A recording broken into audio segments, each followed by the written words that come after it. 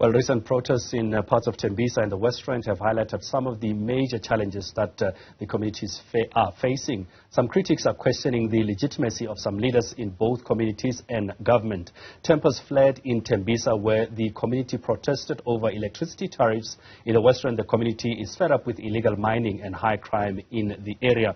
For more, we are joined by the Right to Protest Project, Omhle Ntshingila, the communications officer, and also we have Pastor Joe Mabuela, Mogale City Community leader. Let me first welcome Omhle and Pastor Joe. Good evening and welcome. Good evening, Kona. Thank you so much. Let me start with you, Omhle.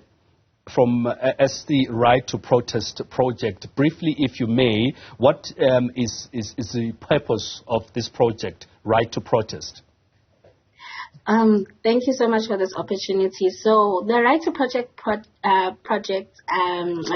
project was established in 2016 after we saw a growing need of the protection of the right to protest. There were a lot of arbitrary protests, a lot of framing of protests being illegal in the country, and not a lot of people knowing any education around the Constitution and what it says around Section 17. So the project was basically to establish it as an advocacy tool for citizens to be educated on their right to protest, but also how to exercise their protest in the country responsibly as well in the country. But it was also established to protect protesters from anything that is unlawful that was being practiced by any authorities, whether it was in the judiciary, in the law enforcement officers, or any other place where the right to protest was not being promoted and protected. South Africa has a long history with protests. From time immemorial, we're looking at the apartheid era where there were a lot of protests, and they still continue up to now. Again, to you, Omhle, would you say that South Africans understand their right to protest and how to get the right result through protest? I think it differs from generation to generation and in different communities as well. And I think right now, with the likes of social media, with the likes of protest being a discussion in schools, protest being a discussion in churches and communities, as it always has been, there is more of an understanding of the right to protest, but there's also a lack of understanding when it comes to law enforcement, what the police can do, what the police can't do to you, how you can protest, how do you plan a protest. I think there's still a lot that still needs to be done in educating communities about their right to protest. But I think it's clear in South Africa that communities do understand that they have the right to protest. How to exercise this, though, is still something that needs to be done a little bit more in communities and in conjunction with the state and other corporations and civil society organizations. Pastor Joe, let me bring you into the conversation. We have seen now the communities in Tembisa and also in Krugersdorp are up in arms over different issues. Would you say that from a community's perspective, do these protests work and are they warranted? Thank you so much. Well, the question of whether these protests work or not can be seen in what transpired in the past 2 days. The fact that the people of Kagiso took to the streets and protested, and this protest that the people of Kagiso engaged in brought Begitele and his entire team, his top generals, his lieutenants, to Kagiso for 5 or 6 days, shows you that this protest worked. It seems as if the only language effective enough that this government can hear or listens to is protests. And so there's no doubt protests work. Are they warranted? If people have been talking and talking, complaining and complaining, and at the end no one listens to them or no one cares, or they're given empty promises, what is the thing that they need to do? The last resort is protest. Are they warranted? Of course they are. If people don't listen to you, what do? You protest.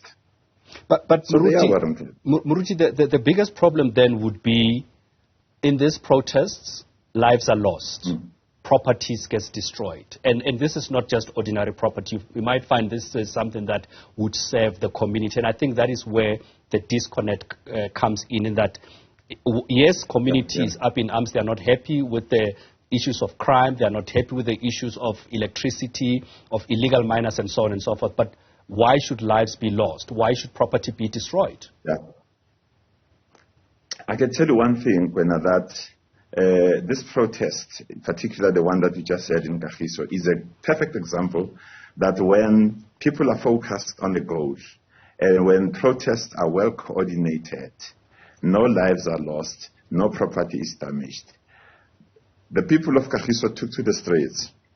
There was no building that was burnt, there was no infrastructure that was destroyed, and lives are never lost. The only life that was lost, even now, we do not know how that particular person died. An inquest is still being made. Whether this person that was reported dead, this was as a result of the protest or not. The people of Kagiso apprehended over 40 of these illegal miners. And none of those were killed. None of them. There's not even one. All of them were handed over. Even Begikwele himself commended the people of Kagiso. Makura himself commended the people of Kagiso and said, no lives were lost. The only buildings that were burned, or the shacks rather that were burned, are those that were used by the Zamazamas where they were doing their operations out there in the field. So all the fires that you saw in Kagiso are not necessarily buildings or infrastructure of Kagiso. Actually, the people of Kagiso can actually teach the nation and the world that protests can be peaceful and yet effective. God, we saw through this protest. I guess maybe that's why it's called Kagiso. But we'll go deeper into that conversation as to whether these protests work and what needs to be done to make sure that the people and communities, when they are rising up and complaining about issues, they are heard. That conversation continues with our guests just after this. We'll continue our conversation where we are looking at the recent protests that we have seen in South Africa, particularly in Tembisa and Kagiso. We have our guests, the Right to Protest project from the Right to Protest project, Omhle, Ntshingila, and Mogale City Community leader, Pastor Joe Mabuela. Let me go to you, Omhle, again on the issue of whether these protests work or not. And it seems like from what Pastor Joe Mabuela was saying, that it seems it's the only language that those that are in power understands. Would you say, from your perspective as the Right to Protest project, agree that it seems like that's the only language that the powers that be understands in order to deliver? I think when we look at protests, we must be fair and look at them from a more comprehensive analysis of our political economy, right? So as Dr. Joe was saying, is that communities don't just have the intent to protest violently, especially in the framing of violence that we see in our country, right? And it's unfortunate that South Africa is plagued with violence. It's plagued with social unrest because communities have tried to engage with corporations, have tried to engage with government, but seem to never get the response that is needed for their demands. And then we find ourselves where resources, social resources, public resources are not being redistributed fairly. And that causes a sense of frustration from communities, a sense of disgruntlement and abandonment that the government itself has caused. And it leads communities to express themselves in different ways in which government only responds to. And government cannot also be isolated from the violence as well, because how government response to protest is very brutal and very violent as well, in the manner that say that they are protecting property, they are protecting the economy, they are protecting whatever needs to be protected at that time. But government is also not delivering in what they need to deliver. Service delivery is a problem in this country. Unemployment is a problem in this country. GPV is a problem in this country. So as the communities respond. The communities are responding to their human rights being violated by a government who's not listening to them. And the only way in which they can show their disgruntlement and show their disdain to government is through the way that we've seen people protest last year in July 2021. This year we see it in Tembisa. And it's not saying that it's the fault of communities. I think that we do it a lot. It's not the fault of communities for them to respond the way that they are responding, but it's actually the fault of governments for not responding adequately to the matters that are on the ground. And really, what we see in Tembisa, what we've seen last year in the social unrest, is really a reflection of our decay in leadership that we have in this country. People are angry, and they should be given a fair chance to express themselves.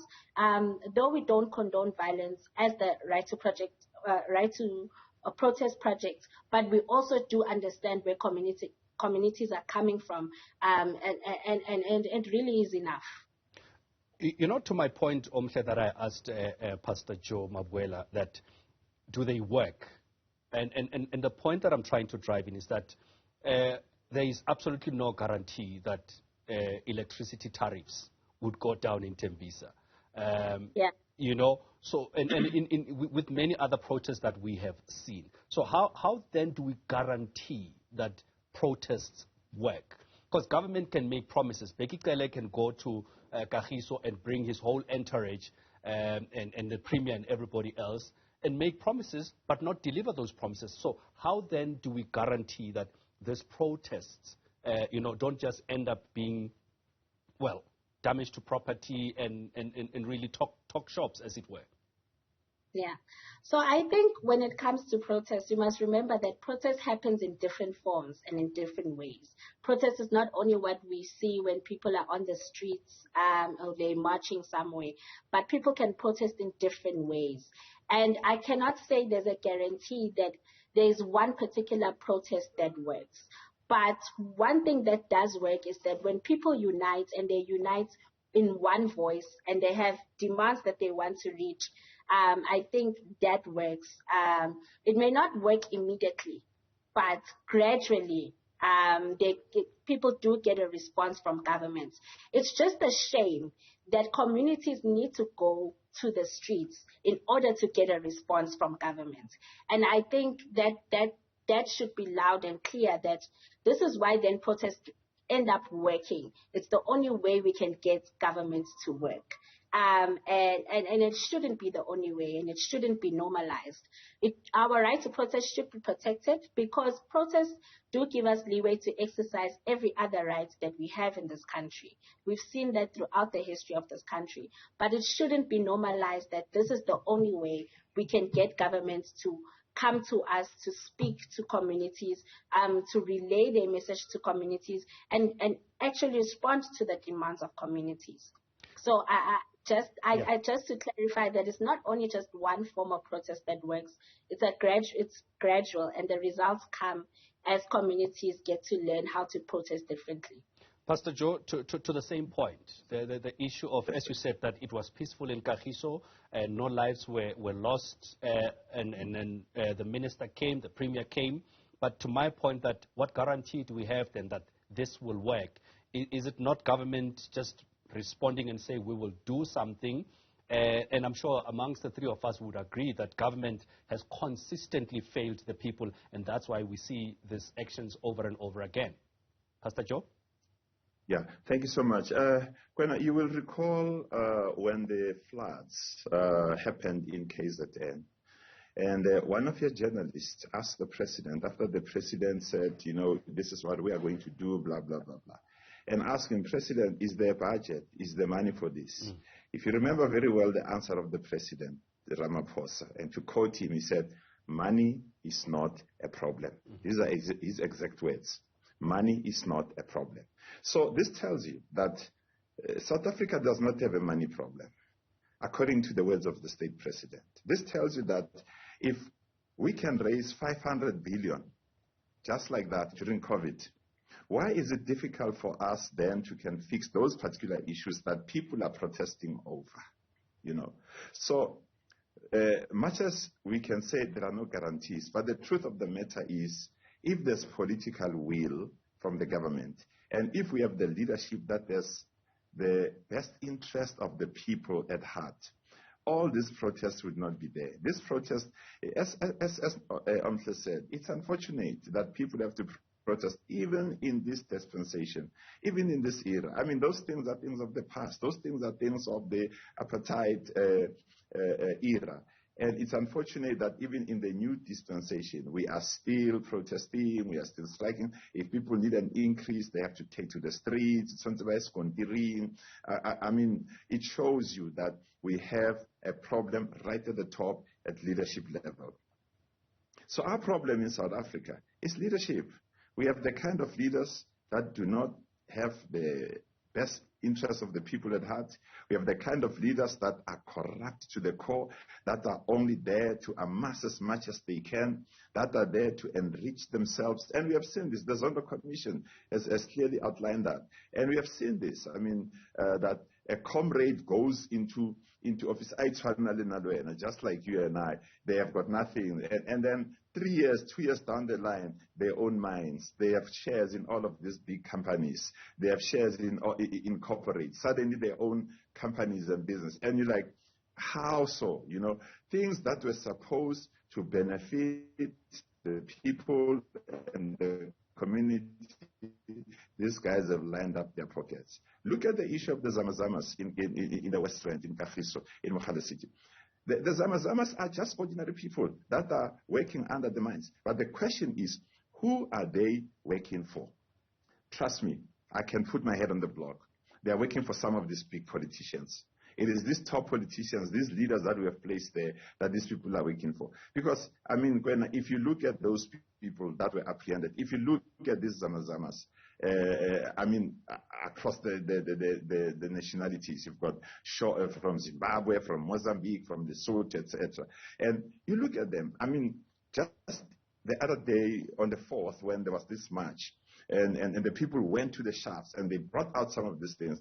Do you know that there was a boy there who was about 11 years old. This boy didn't even know where he comes from, didn't even know who his name was, didn't know any of the languages of South Africa except Portuguese. And he was so disorientated, like he was seeing the light for the very first time. Do you tell me that boy understands what gold is all about? Do you tell me that boy understands what Chrome and magazine is all about? No. Somebody, somewhere, kidnapped that child from wherever, in whatever country, did child trafficking, and that child ended up in the mines for many, many, many months underground there, Pastor Joe, working. Let me cut in there. We are fast running out of time. I'm going to squeeze in from you again as we end this conversation. So what would, as a community leader, what would be your last comment, your last word in terms of this issue as far as protests are concerned? Because it does look like from this conversation we will still need protests to make sure that we get South Africa right again. Pastor Joe, briefly. What I will simply say is that based on the promises that they made today, all of those people that were there, you see, those promises that they have made today have actually made the situation conducive for another protest. Because should they not fulfill what they said they're going to do, trust me, something bigger, probably more violent than what we have seen is going to come. And that is why we are saying, whatever you said you're going to do, you said tomorrow you are bringing in whatever special task force, and this is what you're going to do the next 7 days. Next week, Thursday, you're going door to door as Makura, you are coming personally. And if you don't do those things that you promised the community of Kagiso and the community of West Village yesterday and today, you have created a situation that is conducive for protests. Omhle, what will it take to get things right? What would it take, I mean, from both sides, from the government perspective and also from the community side? I think from government perspective, government really needs to do more than just talk. Communities need action. Communities need to be responded to. They need those resources to be redistributed adequately as of tomorrow. And I think communities just need to communicate with each other, on how to band with each other and stand with each other more in solidarity in their issues that are going through. Because it's not just Kagiso or Tembisa that's going through the things that they are going through. It's the entire South Africa of indigenous communities that are marginalized. And there should be a national movement that is moving towards holding government responsibly in a much bigger way to get a much more quicker results than we are seeing or that we've seen over this past week. So I really do believe in the power of community and the power of communicating with each other and planning protests with each other. So I really do believe in the power of community. Thank you very much to both my guests, Pastor Joe Mabuela and Omhle Ntshingila, talking to us there about the issues. And I mean, we are still likely going to see more protests happening in South Africa. And we'll wait to see if indeed the promises that have been made throughout the week and beyond will be, heeded and will be, done as government has promised. We'll have more headlines for you just after this.